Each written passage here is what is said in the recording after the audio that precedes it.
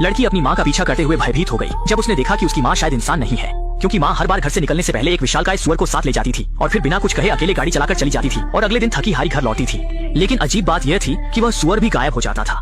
बाद में माँ चुपके से खून से सनी कोट को साफ करती थी और माँ की ये सारी अजीब हरकतें छुपकर देख रही छोटी मेई की नजरों से बच नहीं पाई। वह जानने के लिए बेताब थी कि माँ आखिर कौन सा गुप्त रहस्य छुपा रही है। इसलिए इस दिन जब माँ घर से निकली तो वह तुरंत उसके पीछे दौड़ पड़ी, यह तय करके कि वह सच्चाई का पता लगाएगी।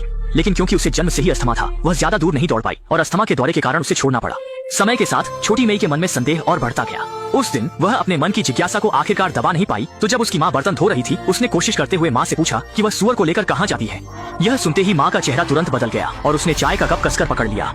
देखते ही माँ सच बताने को तैयार नहीं हुई तो छोटी मेई ने फिर से पूछना शुरू किया, लेकिन अगले ही पल माँ ने चाय का कप जमीन पर फेंक दिया और छोटी मेई को चेतावनी दी कि वह ज्यादा बात न करे। मजबूरी में छोटी मेई गुस्से में वहाँ से चली गई, लेकिन माँ जितना छुपाने की कोशिश करती, छोटी मेई उतनी ही जिज्ञासु हो जाती कि आखिर इस सबके पीछे क्या सच्चाई है। उसे पूरा यकीन था कि उसकी माँ आज जरूर कोई बड़ा रहस्य छुपा रही है। इस दिन जब माँ हमेशा की तरह बाहर गई तो छोटी मेई तेजी से पहाड़ी की चोटी पर दौड़ गई। उसे एक अजीब बात पता चली कि माँ शहर में सुअर बेचने नहीं गई थी, बल्कि जंगल की ओर तेजी से जा रही थी। लगता है माँ के पास सच में कोई गुप्त रहस्य है। लेकिन ठीक उसी समय उसके दादा अचानक उसके पीछे आ गए और छोटी मेई को चेतावनी दी कि वह ज्यादा दखल न दे और अंधेरा होने से पहले घर में ही रहे, बिल्कुल भी घर से बाहर कदम न रखना। छोटी मेई मजबूरी में घर लौट आई, लेकिन उसे बिल्कुल भी उम्मीद नहीं थी कि इस दिन माँ अपने 6 महीने से गायब पिता को वापस ले आई। और उसे और भी डरावना लगा जब उसने देखा कि उसके पिता के शरीर पर घाव थे और उनका चेहरा बहुत खराब था। छोटी मेई ने पिता की स्थिति देखने के लिए घर में जाने की कोशिश की, लेकिन माँ ने उसे बाहर ही रोक दिया। लेकिन आधी रात को छोटी मेई अपने मन की जिज्ञासा को दबा नहीं पाई। वह धीरे धीरे अपने माता पिता के कमरे के दरवाजे के पास गई, लेकिन तभी माँ बाहर आ गई। छोटी मेई को तुरंत कोने में छुपना पड़ा।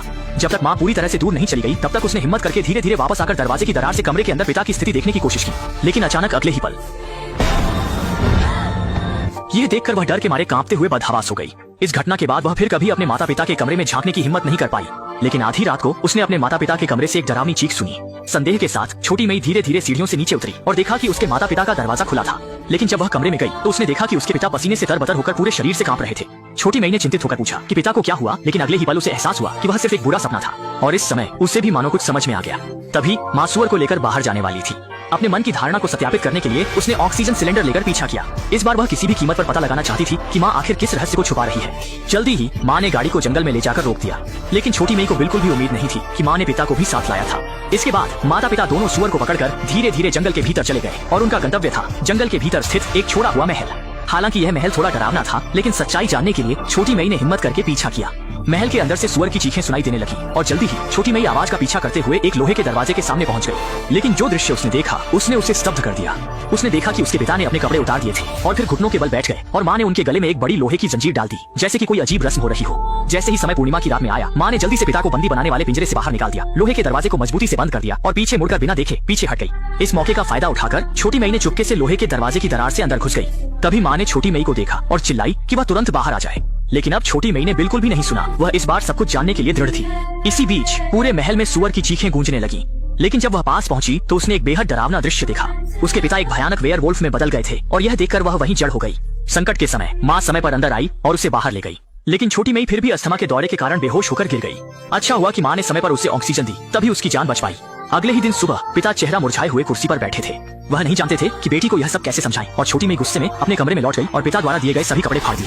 वह यह स्वीकार नहीं कर पा रही थी कि उसके पिता एक राक्षस हैं। लेकिन आधी रात को उसने देखा कि कोई उसके कमरे के दरवाजे पर दस्तक दे रहा है। सोचा भी नहीं था कि वह उसके अपने दादा थे। असल में वह नहीं चाहते थे कि छोटी मेई के मन में कोई मानसिक छाप रह जाए, इसलिए उन्होंने उसे चुपके से अपने गांव ले जाने का फैसला किया। लेकिन जब वे आधे रास्ते में थे तो माता पिता ने शॉर्टकट लेकर उनका पीछा किया। वे छोटी मेई को ले जाने की अनुमति नहीं देंगे और छोटी मेई किसी भी कीमत पर माता पिता के साथ वापस नहीं जाना चाहती थी। खींचतान के दौरान पिता को दादा ने एक घूंसा मारकर गिरा दिया, लेकिन अपनी बेटी को रोते हुए देखकर दादा का दिल पिघल गया और उन्होंने समझौता कर लिया। इस तरह छोटी मेई को फिर से माता पिता के पास ले जाया गया और पिता ने छोटी मेई के संदेह को दूर करने के लिए उसे उस रात के महल में ले गए और फिर उसे परिवार के उस अज्ञात रहस्य के बारे में बताया। असल में उनके परिवार पर एक श्राप था और जैसे ही परिवार के सदस्य वयस्क होते हैं, पूर्णिमा की रात को वे वेयरवुल्फ में बदल जाते हैं और जब वह वेयरवुल्फ में बदल जाता है तो खून का प्यासा और हिंसक हो जाता है। छोटी मेई को चोट न पहुंचे इसलिए वे इतनी दूर दराज से महल तक आते थे, क्योंकि हर बार वेयरवुल्फ बनने पर वह जीवित प्राणी को खाने की इच्छा करता था, इसलिए माँ एक सुअर लाती थी। इससे उसकी पशु प्रवृत्ति संतुष्ट होती थी और वह पेट भर खा सकता था। पिता ने कहा कि वह भी वेयरवुल्फ नहीं बनना चाहते थे, लेकिन यह परिवार का श्राप था और वह इसके खिलाफ कुछ नहीं कर सकते थे। पिता के पछतावे को देखकर छोटी मई ने भी पिता की मजबूरी को समझा और फिर पिता की बाहों में समा गई। धीरे धीरे इस तरह के राक्षस पिता को स्वीकार कर लिया। लेकिन यह खुशी ज्यादा दिन नहीं चली, क्योंकि रोज रोज की आपूर्ति में घर के सारे सुअर जल्दी ही खत्म हो गए। मजबूरी में माँ को फिर से अपने पति को महल ले जाना पड़ा और उसकी गर्दन में जंजीर डाल दी। वह सोच रही थी कि इस रात पति को केवल भूखा रहना पड़ेगा और कोई समस्या नहीं होगी। लेकिन इस रात का चांद बहुत चमकीला था और यह 100 साल में एक बार आने वाला रक्त चंद्रमा था। दादा अच्छी तरह जानते थे कि आज रात बदले हुए वेयरवुल्फ को और ताकत मिलेगी। वह पहले से भी ज्यादा हिंसक और खूनी होगा। जंजीर और जेल मजबूत वेयरवुल्फ को बिल्कुल भी नहीं रोक सकते। इसलिए उन्होंने सभी दरवाजे और खिड़कियां मजबूती से बंद कर दी ताकि कोई त्रासदी न हो। लेकिन इसके बावजूद आधी रात 12 बजे के बाद वेयरवुल्फ पिता फिर भी समय पर मारने आ गया। वेयरवुल्फ को घर में घुसने से रोकने के लिए माँ ने दरवाजे के बाहर जोर से चिल्लाया। उम्मीद थी कि वेयरवुल्फ पति को डांट कर भगा देगी, लेकिन इस समय वेयरवुल्फ पूरी तरह से मानवता खो चुका था। थोड़ी देर में ही दरवाजा तोड़कर अंदर आ गया। दादा ने देखा और रोकने की कोशिश की, लेकिन वेयरवुल्फ ने एक ही बार में उसे गंभीर रूप से घायल कर दिया। वेयरवुल्फ धीरे धीरे घर के अंदर आ रहा था। माँ और बेटी अलमारी में छिपकर कांप रही थी। एक आवाज भी नहीं निकालने की हिम्मत नहीं थी। सौभाग्य से वेयरवुल्फ की नजरें अच्छी नहीं थी। उसने अलमारी में छिपी माँ और बेटी को नहीं देखा। जब वेयरवुल्फ कहीं और खोजने गया तब माँ और बेटी सावधानी से बाहर निकली। तेजी से बाहर भागकर कार में बैठकर इस खतरनाक जगह से निकलने की तैयारी करने लगी। लेकिन तभी माँ को याद आया कि गंभीर रूप से घायल दादा अभी भी घर में है। इसलिए उसने छोटी मेई को कार में रहने दिया और खुद घर वापस चली गई। जब वह पिता को लेकर निकलने की तैयारी कर रही थी, पिता दर्द से चिल्ला उठा। वेयरवुल्फ जल्द ही आ जाएगा। ये जानकर वह जल्दी से पिता को लेकर तहखाने में छिप गई। जल्द ही वेयरवुल्फ उनके ऊपर आ गया।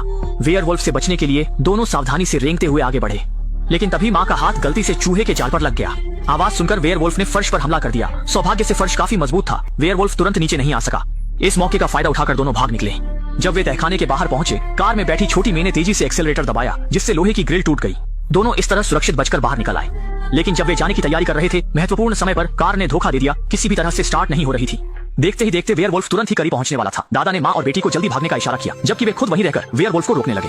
हालांकि दोनों का मन बहुत दुखी था, लेकिन वेयरवुल्फ की क्रूरता को समझते हुए वे दादा को छोड़कर भागने के लिए मजबूर थे। कितनी दूर चले गए, माँ और बेटी ने सोचा कि अब वे सुरक्षित हैं, लेकिन यह उनकी गलतफहमी थी। बहुत जल्दी भूखा वेयरवुल्फ उनका पीछा करते हुए आ गया। वेयरवुल्फ पति को हत्या करने से रोकने के लिए माँ ने जल्दी से आगे बढ़कर उसे शांत करने की कोशिश की। उम्मीद थी कि वह शब्दों से पति के अंदर की मानवता को जागृत कर सके, लेकिन उसने श्राप की ताकत को कम समझा। अगले ही पल वेयरवुल्फ ने उस पर हमला कर दिया। माँ को खतरे में देखकर छोटी मैंने जल्दी से अपना ऑक्सीजन सिलेंडर उठाया, जमीन पर टूटे हुए तेल के दीपक की ओर निशाना साधा, ऑक्सीजन टैंक का वाल्व घुमा दिया। अगले ही पल भयंकर आग ने वेयरवुल्फ को निगल लिया। आग की तपिश में वेयरवुल्फ जल्द ही मर गया और माँ और बेटी की जान बच गई। अंत में उन्होंने सभी सामान पैक करके कार में लौट किया। इस दुखद जगह को छोड़ने का फैसला किया और फिल्म का अंत हो गया।